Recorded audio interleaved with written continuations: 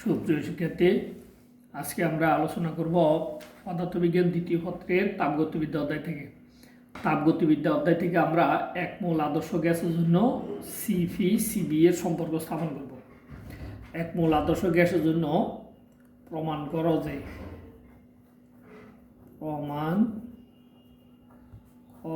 যে CP minus CB সমান আর।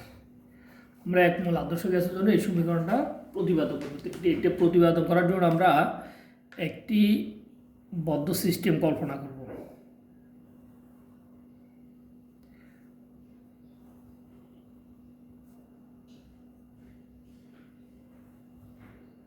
দেখো, এটা একটি বদ্ধ সিস্টেম। এখানে নিষিদ্ধভাবে লাগানো, ঘর্ষণহীনভাবে নিষিদ্ধভাবে লাগানো এটি হচ্ছে একটা পিস্টন দ্বারা এই সিলিন্ডারের মধ্যে আমরা এক মোল গ্যাস আবদ্ধ করছি। এই সিলিন্ডারে 3 দেয়াল তাপের অন্তরক এবং 1 দেয়াল তাপের পরিবাহক। এই সিস্টেমের মধ্যে আমরা যেহেতু এক মোল গ্যাস রাখছি, ওই গ্যাসের চাপ পি, আয়তন ভি, তাপমাত্রা টি, গ্যাসের অভ্যন্তরীণ শক্তি বৃদ্ধি ইউ। এটা অভ্যন্তরীণ শক্তি ইউ আছে সিস্টেমের মধ্যে। এখন তাইলে এগুলো আমাদেরকে মুখে বলে দিতে হবে। এটা সি হচ্ছে একটা সিলিন্ডার মধ্যে এটা একটা পিস্টন নিষিদ্ধভাবে লাগানো আছে। সিলিন্ডার মধ্যে আমরা এক মোল গ্যাস রাখছি। গ্যাসের চাপ হয়েছে ফি, আয়তন বি, তাপমাত্রা হয়েছে টি, গ্যাসের অভ্যন্তরীণ শক্তি হয়েছে ইউ। এখন আমরা চাপ স্থির রেখে এই সিস্টেমের মধ্যে ডিকিউ পরিমাণে তাপ দিই। চাপ স্থির রেখে যদি আমরা ডিকিউ পরিমাণে তাপ দিই, এই তাপের কারণে যদি সিস্টেমের আয়তন ডিবি বৃদ্ধি পায়, আয়তন ডিবি বৃদ্ধি পাইলে কৃত কাজ, এই ডিবি আয়তনের জন্য কৃত কাজ হবে ডিডব্লিউ, এবং সিস্টেমের তাপমাত্রা যদি ডিটি বৃদ্ধি পায় তাহলে ডিটি তাপমাত্রা বৃদ্ধির জন্য সিস্টেমের অভ্যন্তর শক্তি বৃদ্ধি পাবে ডিইউ। তাহলে ডিকিউ তাপ দিছি, এই তাপের কিছু সিস্টেমের মধ্যে কাজ সম্পাদন করছে আর কিছু সিস্টেমের অভ্যন্তর শক্তি বৃদ্ধিতে ব্যয় হয়েছে। ফলে এই সরবরাহিত তাপশক্তি তাপগতিবিদ্যার প্রথম সূত্র অনুসারে অথবা শক্তির নিত্যতার বিধি অনুসারে ডিকিউ সমান ডিইউ প্লাস ডিডব্লিউ। তাহলে শক্তির নিত্যতার বিধি অথবা তাপগতিবিদ্যার প্রথম সূত্র, তাপগতিবিদ্যার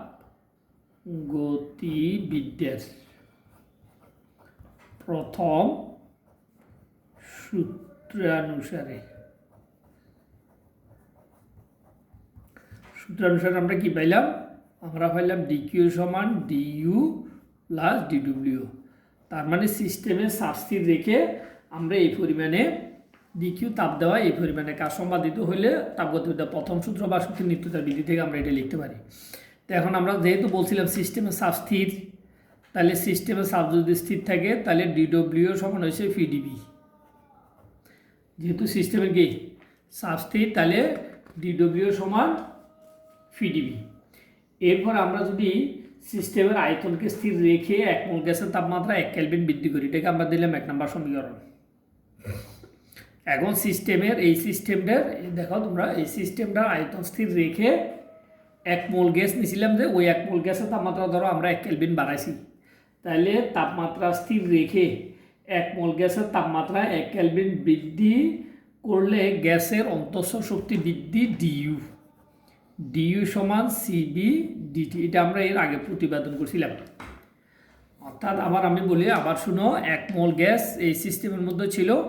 1 মোল গ্যাসের মধ্যে আমরা সিস্টেমের আয়তন স্থির রাখছি। স্থির রেখে সিস্টেমের মধ্যে আমরা কি করছি? তাপ দিছি। তাপ দিয়ে গ্যাসের তাপমাত্রা 1 কেলভিন বাড়াইছি। 1 কেলভিন বাড়াইলে অন্তঃস্থ শক্তি কতটুকু বাড়বে?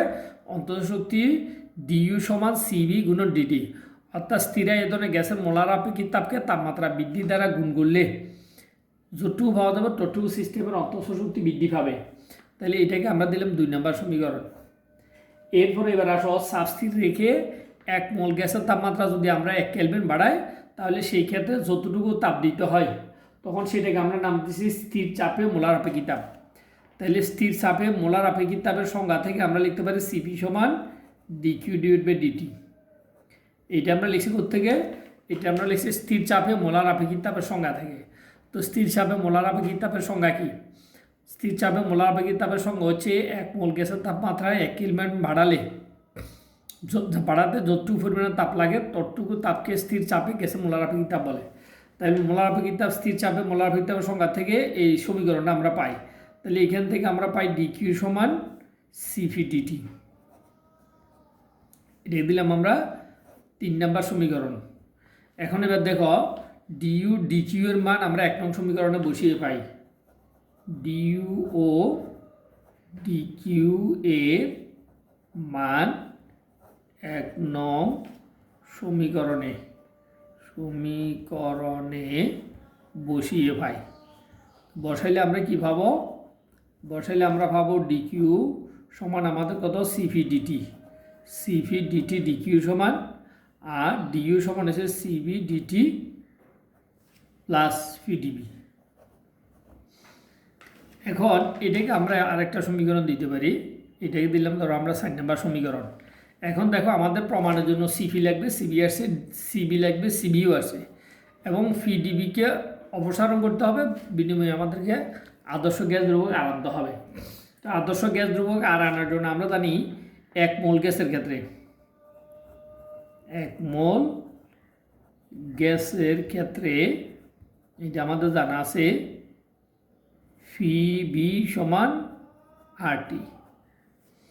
পিবি সমান কত? আরটি। এখন এই সমীকরণটাতে আমরা জানি গ্যাসের সাবস্থির রাখলাম। এখন সাবস্থির রেখে আমরা যদি তাপমাত্রার সাপেক্ষে অন্তরীকরণ করি, অর্থাৎ টি এর সাপেক্ষে অন্তরীকরণ করে পাই। এখানে তুমি প্রয়োজনে লিখে দিতে পারো টি এর সাপেক্ষে